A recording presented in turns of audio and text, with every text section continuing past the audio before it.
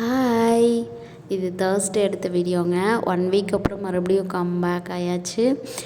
Ration கடை இன்டர்வியூக்கு கால் பண்ணியிருந்தாங்க. இன்டர்வியூ 11:30 மணி பேட்ச் போட்டிருந்தாங்க.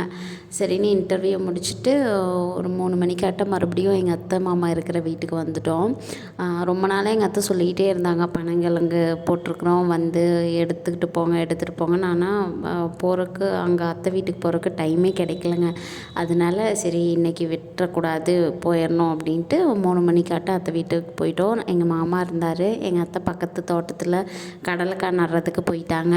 அப்புறம் போனதும் வாங்க மாமா போய் பனங்கிழங்கு இது பண்ணலாம் அப்படின்னு சொல்லி கூட்டிகிட்டு போய் ஃபுல்லாக விட்டதுனால மழை வந்து பெஞ்சு செடியெல்லாம் நிறைய முளைச்சிருச்சுங்க.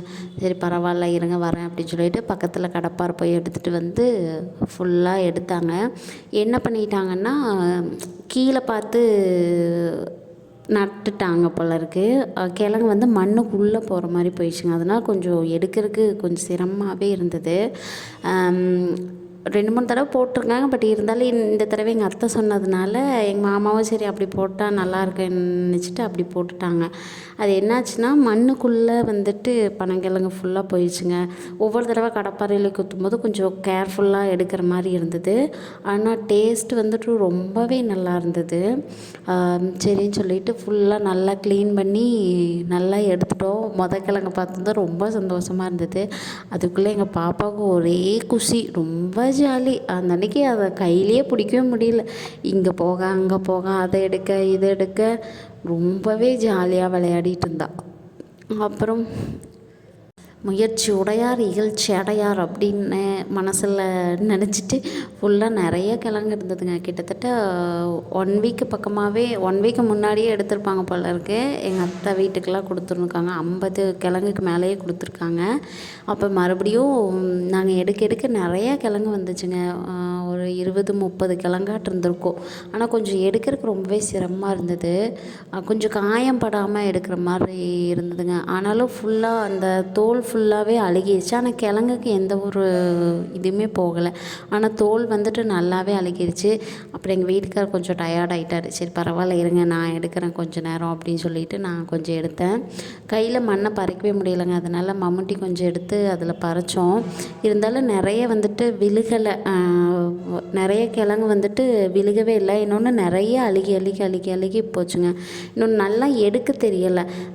தப்பாக ஊனிட்டதுனால கிழங்கு ஃபுல்லாக மண்ணுக்குள்ளே இறங்கி நம்ம எடுக்கும்போது ரொம்பவே ஒன்றா அந்து போயிடுது, இல்லைன்னா அந்த இப்போ அந்த இது மட்டும் வந்துடுது, கிழங்கு உள்ளேயே நினைக்குது. அதனால் கொஞ்சம் எடுக்கிறதுக்கு ரொம்பவே சிரமமாகவே இருந்ததுங்க.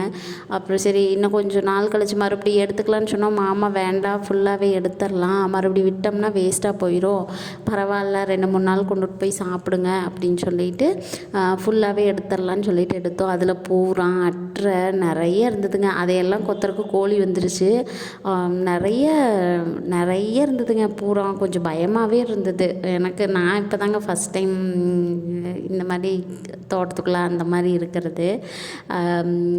அப்புறம் மறுபடி அவர் சீப்பங்கொட்டை வெட்டலான்னு சொல்லிட்டு வெட்டினார். ஆனால் அதில் எதுவுமே இல்லைங்க. கிழங்கு ஃபுல்லாகவே அழுகிட்டதுனால அதுக்குள்ளே இருக்கிற அந்த சீம்புன்னு சொல்லுவோம்ல, அது ஃபுல்லாகவே எல்லாமே இதாகிடுச்சு. ஒன்று மட்டும்தான் கிடச்சிது. அதுலேயே எங்கள் வீட்டுக்காட்டிருந்து நான் கொஞ்சம் பிடுங்கிட்டேன். மீதி எல்லாமே அழுகி ரொம்பவே வேஸ்ட் ஆகிடுச்சு. மறுபடியும் இது வேலைக்கு ஆகாது அப்படின்னு சொல்லிட்டு வேண்டாங்க மாமா நீங்கள் எது கஷ்டப்பட்டு இவ்வளோ தூரம் வெட்டி எல்லாம் வேஸ்ட்டாக போகும்னு சொல்லிட்டு வேண்டாம் இதுக்கு மேலே வெட்டாதீங்க, எதுக்கு அது வேண்டாம், மறுபடியும் பார்த்துக்கலாம் அப்படின்னு சொல்லி ஃபுல்லாக தோலெல்லாம் விரிச்சிட்டு சரி கழுவி நம்ம பனங்கிழங்கு வேக வச்சிடலாம் அப்படின்ட்டு இருந்தோம்.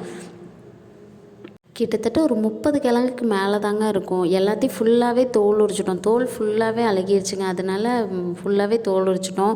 எங்கள் வீட்டு பாய்ஸ் அண்ட் கேர்ள்ஸ்க்கு இதை காட்டலைன்னா ரொம்பவே இதாகிரும். என்ன அந்த அவங்களோட கூடங்க அதில் அரிசி வைப்பாங்க எங்கள் அத்தை. ஆனால் இதை அரிசின்னு நினச்சிட்டு ஒரே சவுண்டு. சரி இல்லை இது பனங்கிழங்குன்னு அவங்கள காமிச்சிட்டு தான் வர வேண்டியதாக இருக்குது. என்ன பண்ணுறது, பெரிய சிஐடி கேமரா எல்லாமே அவங்க தான். ஃபுல்லாக நல்லா க்ளீன் பண்ணிகிட்டு இருந்தோம். எங்கள் அத்தை நல்லா நெல் வேக வச்சு போட்டிருந்துருக்காங்க. பவானி அரிசிங்க. பவானி அரிசி போன தடவை போட்டிருந்தாங்க. அப்புறம் 9 பொதியாட்டம் வந்ததும் அதை ஸ்டாக் வச்சுட்டு எடைக்கு எதுவும் போடலை. சரி வீட்டுக்கே வேணும், 2 3 வீட்டுக்கு வேணும் அப்படின்னு அதை அப்படியே வீட்லேயே வச்சுருக்காங்க. எப்பப்போ தேவையோ அப்பப்போ வந்துட்டு வீட்லேயே வந்துட்டு அந்த போசி பாத்திரம் சொல்லுவோம்ல, அது வச்சுருக்குறாங்க. நல்லா வேக வச்சு எடுத்து கொட்டி, வெயில் எப்பப்பெல்லாம் வருதோ அப்போல்லாம் கொட்டி அதுக்கப்புறம் அரைக்கிறதுக்கு எடுத்துகிட்டு போய்க்குவாங்க. இது ஒரு மூட்டை நெல் ஃபுல்லாக கொட்டி வேக வச்சு அவிச்சு காலையில் போட்டிருந்துருக்காங்க. அதில் தான் அதை நிறவிடுறதுக்கு எங்கள் மாமாவும் எங்கள் பாப்பாவும் விளையாடிட்டு இருக்கிற. அவளுக்கு ஒரே ஜாலி அதில் இது பண்ணும்போது. ஆனால் அவள் ரொம்ப இறைச்சிட்டே இருந்தாங்க. அப்புறம் நான் சரி இது இப்படியே விட்டால் ரொம்ப வேஸ்ட்டாக போயிடும், பரவாயில்ல இதெல்லாம் வான்னு சொல்லிட்டு அவளை பிடிச்சி இழுத்துட்டோம். அப்புறம் நல்லா ஃபுல்லாக க்ளீன் பண்ணிட்டோங்க. க்ளீன் பண்ணிவிட்டு சரி வீட்டில் போய் வேக வச்சுக்கலான்னு பார்த்தோம். இருந்தாலும் விறகடுப்பில் வர டேஸ்ட் வராது இல்லைங்களா, அதனால் சரி இங்கேயே வேக வச்சு எடுத்துக்கலாம் அப்படின்னு சொல்லிட்டு எங்கள் அத்தை தண்ணி காய வைப்பாங்க இந்த அடுப்பில் தான். சரி அதுலேயே போட்டுவிட்டுட்டா நல்லா வெந்துடும். இன்னொன்று எங்கள் அத்தை 6 மணிக்காட்ட குளிப்பாங்க. சரி அதுக்கும் தண்ணி காய வச்சுக்கலாம் அப்படின்னு சொல்லிட்டு நான் விறகடுப்புலேயே வச்சுக்கிறேங்க மாமான்னு சொன்னேன். சரி வா நான் பற்ற வைக்கிறேன்னு சொல்லிட்டு, மாமா நீ ஏன் புது ட்ரெஸ் போட்டு இது பண்ணிகிட்ருக்குற, நானே பற்ற வச்சு தரேன் அப்படின்னு சொல்லிட்டு ஃபுல்லாக அவரே பற்ற வச்சு தந்தார். நல்லா விறகடுப்பில் வச்சுட்டு உப்பு மேலே போட்டுவிட்டுட்டோங்க.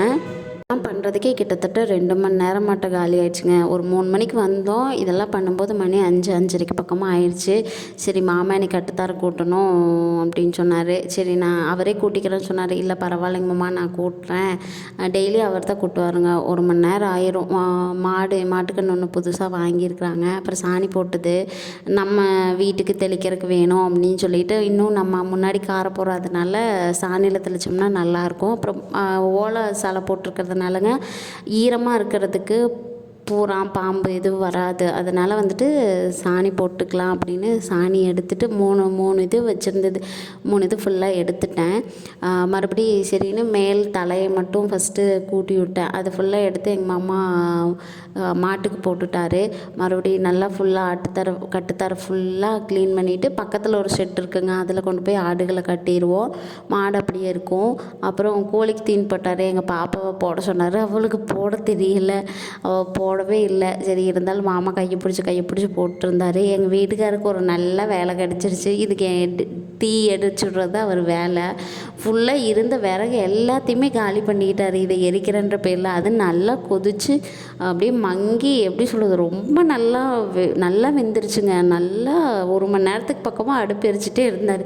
எங்கள் மாமா போதுண்டா விறகு இது போதும், நல்லா வெந்துடும், கம்மன் இருன்னு சொன்னால் கேட்கவே மாட்டேன்ட்டார். ஃபுல்லாக போட்டு இது பண்ணிட்டாரு. அப்புறம் மறுபடி நெல் எடுத்து வச்சிடலான்னு சொல்லிட்டு, மழைக்கு இது வந்துட்டால் நைட்டு வேஸ்ட்டாக போயிடும்னு சொல்லிட்டு நெல் பொதி அள்ளிகிட்டு இருந்தாங்க. அப்புறம் ஃபுல்லாக எல்லாத்தையுமே எடுத்துகிட்டு இருந்தாங்க. அப்போ நான் கேட்டேன், மாமா எங்களுக்கு அடுத்த தடவை பொன்னி போட்டு கொடுங்க அப்படின்னு. சரி பொன்னி போடலாம், கொஞ்சம் கிராக்கி கம்மியாக இருந்தது, அதனால தான் இந்த தடவை பவானியே போட்டுட்டோம் அப்படின்னு சொன்னார். சரி பரவாயில்ல, நிலை எடுத்துகிட்டு காஃபி குடிச்சிட்டு நைட்டு டிஃபன் சாப்பிட்டுட்டு வந்துட்டோம்.